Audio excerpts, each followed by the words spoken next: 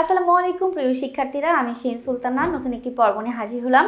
এই পর্বটিতে আমরা আলোচনা করব অভাগীর স্বর্গ গল্পটি টাইপ 4 নিয়ে। টাইপ 4-এ আছে মূল ভাব। চল আমরা এক নজরে দেখে নিই। অভাগীর স্বর্গ গল্পে ঠাকুরদাস মুখুজ্জের স্ত্রী কতদিনের জ্বরে মারা যায়? আমাদের 25 নাম্বার প্রশ্ন। সেটা হচ্ছে 7 দিনের জ্বরে তিনি ঠাকুরদাস মুখোপাধ্যায়ের স্ত্রী 7 দিনের জ্বরে মারা যান। উত্তর 2।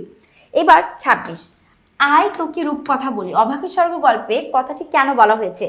অভাগী তার ছেলে কাঙালিকে বলছে তোকে রূপকথার গল্প শোনায়।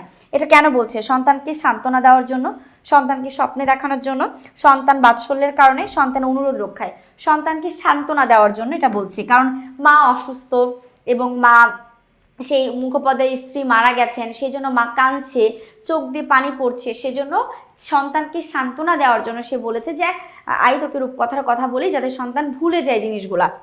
তো আমাদের 26-এর উত্তর হচ্ছে ক। এবার আমরা দেখবো 27 নম্বর প্রশ্ন।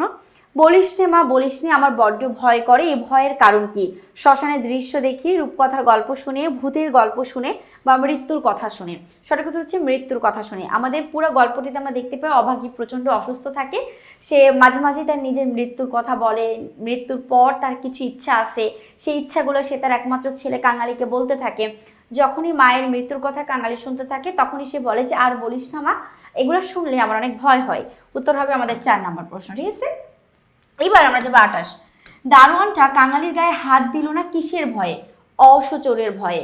আচ্ছা, এখানে অসচর বলতে বোঝাচ্ছে যে অপবিত্র হয়ে যাওয়ার ভয়ে। সে খুব শুচিবায়ু লোক ছিল, পবিত্র জিনিস পছন্দ করত।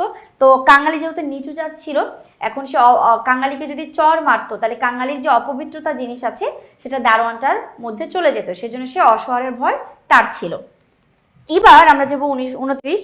অভাগী স্বর্গ গল্পে কুটির প্রাঙ্গণে কি গাছ আছে? আচ্ছা, এই কুটির প্রাঙ্গণে বলতে হচ্ছে কুটির মানে বাড়ি। অভাগীর বাড়িতে বা বাড়ির পাশে যে গাছটি ছিল সেটা হচ্ছে বেল গাছ ছিল। উত্তর হচ্ছে আমাদের 3 নাম্বার। আর এই বেল গাছটা কে লাগিয়েছিল? বেল গাছটা অভাগী নিজেই লাগিয়েছিল। 30 নম্বর প্রশ্নটিতে আছে সেই জন্য একটা উৎসব বাঁধিয়া গেল। এখানে কোন উৎসবের কথা বলা হয়েছে? শ্রাদ্ধের, ব্রাহ্মণ ভোজের, শবযাত্রা, কাঙালি ভোজের। এখানে সঠিক উত্তর হচ্ছে শবযাত্রার। এখন আমরা একটু শবযাত্রা বলি, শবযাত্রাটা বুঝাই। এটা কি?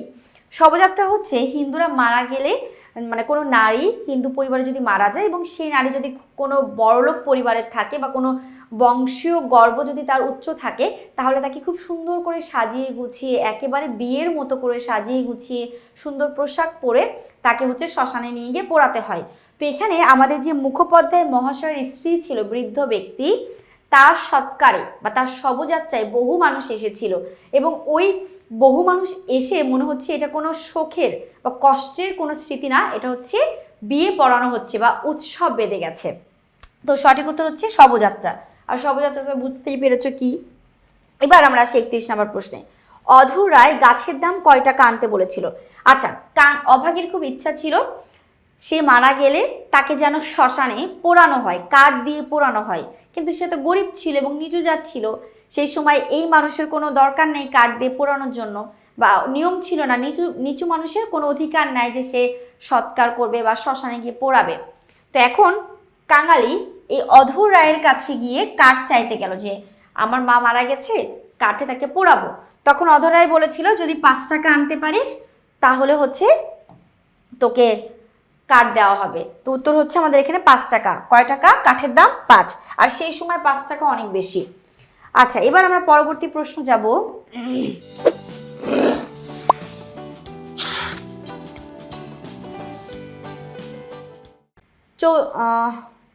কত নম্বর? 32 নম্বর প্রশ্ন। দেখো, সব ব্যাটারে এখন বামুন কায়েত হতে চায়। অভাগী স্বর্গ গল্পে এই বক্তব্যে কোন ভাব ফুটে উঠেছে? সঠিক উত্তর হচ্ছে বিদ্রোহ।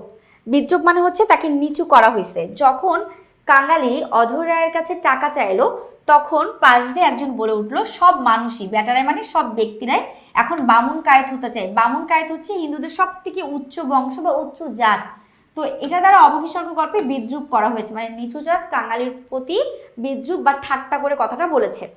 এবার আসি 33 নাম্বার। শীত, তাপ, ক্ষুধা, তৃষ্ণার জ্বালা সবাই আমরা সমান বুঝি। চরণ দুটির বক্তব্য অভাগী স্বর্গ গল্পের কোন দিকটির বিপরীত? সামাজিক বৈষম্য, ধনী দরিদ্র বৈষম্য, জাতি বৈষম্য বা শ্রেণী বৈষম্য? উত্তর হচ্ছে শ্রেণী বৈষম্য। যে সব শীত, তাপ, ক্ষুধা, তৃষ্ণার জ্বালা আমরা সবাই বুঝি, তাই না? সবাই বুঝি, কারণ যে শীত বড়লোক মানুষও শীত অনুভব করে, গরিব মানুষও শীত অনুভব করে, আর গরমকালে গরম সবাই অনুভব করে, তাহলে পার্থক্য কোথায়? মানুষ হিসেবে তো আমরা সবাই সমান। তো এই চরণ দুটি দ্বারা আসলে অবকাশ স্বর্গ গল্পে কি বুঝাইছে বা এটার বিপরীত জিনিস কি? শ্রেণী বৈষম্য, অর্থাৎ বৈষম্য করা যাবে না। আমরা কাঙালির এই গল্পের মধ্যে পুরাটাই আমরা দেখেছি যে উঁচু জাত নিচু জাত শ্রেণী বৈষম্য নিয়ে একটা আলাদা বৈষম্য রীতি তৈরি করা হয়। তো উত্তর হচ্ছে আমাদের 4 নাম্বার। এবার আমরা 34 নম্বর প্রশ্নে যাব। বৃদ্ধ মুখোপাধ্যায়ের স্ত্রীর মৃত্যুকে শোকের ব্যাপার মনে হলো না কেন? স্বজনরা কান্নাকাটি না করায়, উৎসবের আতিশয্যার কারণে, অতি বৃদ্ধ হয়ে মারা যাওয়ায়, শ্রাদ্ধের আয়োজন করায়। উত্তর হচ্ছে আমাদের 2 নাম্বার, উৎসবের আতিশয্যের কারণে। বৃদ্ধ মুখোপাধ্যায়ের স্ত্রী মানে অতিরিক্ত মারা গেছে, বাট মানুষের এত ভিড় এবং যে বৃদ্ধা মারা গেছে তাকে খুব সুন্দর করে সাজিয়ে গোছানোর কারণে মনে হয়েছে উৎসবটা একদম অন্যরকম মাত্রায় ছড়িয়ে গেছে। তো আমাদের 34-এ 2 হবে। এবার 35-এ, চিতার অজস্র ধোঁয়াকে অভাগী কিসের সঙ্গে তুলনা করেছে? ইন্দ্রের রথ, স্বর্গপুরী, স্বর্গের রথ, দেবতার রথ। সঠিক উত্তর হচ্ছে 3, স্বর্গের রথ। হ্যাঁ। 36, কোন কথা কাঙালির বুকে তীরের মতো বিঁধল? কোন কথাটা কাঙালিকে, কোন কথাটা বলার মতো তার কাছে খুব কষ্ট পেয়েছে বা তার খুব কষ্ট লেগেছে? কাঙালির হাতের আগুনের লোভই যেন প্রাণটা দিল। শালা একটি তোর বাপের গাছ যে কাটতে লেগেছিস, দুলে দুলের মরার কাঠ কি হবে শুনি? মাকে নিয়ে নদীর চড়ায় পুঁতে ফেলগে যা। আচ্ছা, সবগুলোই হচ্ছে কেউ না কেউ উক্তি ব্যাখ্যা করেছে, কিন্তু সঠিক উত্তর হচ্ছে আমাদের ক, যেই কথাটা বলার কারণে কাঙালি খুব কষ্ট পেয়েছে। যেমন কাঙালির হাতের আগুনের লোভেই যেন প্রাণটা দিল। অভাগীর খুব ইচ্ছা ছিল সে মারা গেলে ছেলের হাতের আগুন পাবে। ওই যে হিন্দুরা মারা গেলে দেখবা ছেলেরা বাবা মার মুখের উপর মুখাগ্নি করে, একটা কাঠ বা পাটকাঠির সঙ্গে সে আগুন ধরিয়ে তারপরে শ্মশানে গিয়ে তাকে পোড়ানো হয়, এটা হচ্ছে মুখাগ্নি। এবং এই ইচ্ছাটা ছিল অভাগীর, অনেক দিনের ইচ্ছা ছিল। এই জন্য যখন অভাগী দ্রুত মারা গেল তখন লোকমুখে বলতে লাগলো যে কাঙালির হাতের আগুনের লোভেই যেন তার প্রাণটা চলে গেল বা সে মারা গেল। ওকে, তো 36 নাম্বার আমরা বুঝলাম। এবার আসে আমার 37-এ, অভাগীর মতো সতীলক্ষ্মী বামন কায়িতের ঘরে জন্মালে কি হতো? অনেক স্বর্ণালঙ্কার পেত, সমাজে মর্যাদা পেত, ঐশ্বর্যের মালিক হতো, রাজার থলে থাকতো। উত্তর হতো সমাজে মর্যাদা পেত, কারণ সে তো নিচু জাতের, আর সতীলক্ষ্মী বামন কায়েত মানে হচ্ছে উঁচু জাত। এই ঘরে যদি অভাগী জন্মগ্রহণ করতেন তাহলে সে সমাজে অনেক মর্যাদা পেত। ওকে, গেল 37-এর আমাদের 2 নম্বর প্রশ্ন। এবার 38, বিন্দির পিসি উত্তরীয় কেনার জন্য কাঁসাটি কয় টাকায় বাধা দিয়েছিল? উত্তরীয় বলতে কিনা চাদরকে বোঝাচ্ছে, সেটা কেনার জন্য কাঁসাটি কয় টাকা বাধা দিয়েছিল? 1 টাকায় বাধা দিয়েছিল। ওকে, 39, অধর রায় কাঙালির মাকে কোথায় পুঁতে ফেলতে চেয়েছিল?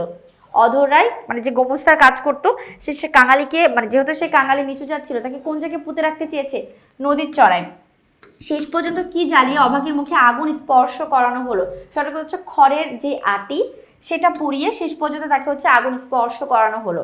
তো যাই হোক, আমরা আমাদের মূল ভাব থেকে যে ধরনের প্রশ্ন আসার মতো আমরা প্রত্যেকেই সলভ করে ফেললাম। ইনশাল্লাহ এগুলো ভালো করে প্র্যাকটিস করলে তোমরা কমন পাবে। আর এছাড়া আমাদের যে পাঠ্য বইটা আছে সেটা আরও গুরুত্ব সহকারে এবং মনোযোগ সহকারে তোমরা দিবে। তো যাই হোক, আজকে এই পর্যন্তই। সকলে ভালো থাকো। নতুন একটি পর্ব নিয়ে আবার দেখা হবে। সুস্থ থেকো। আলহামদুলিল্লাহ।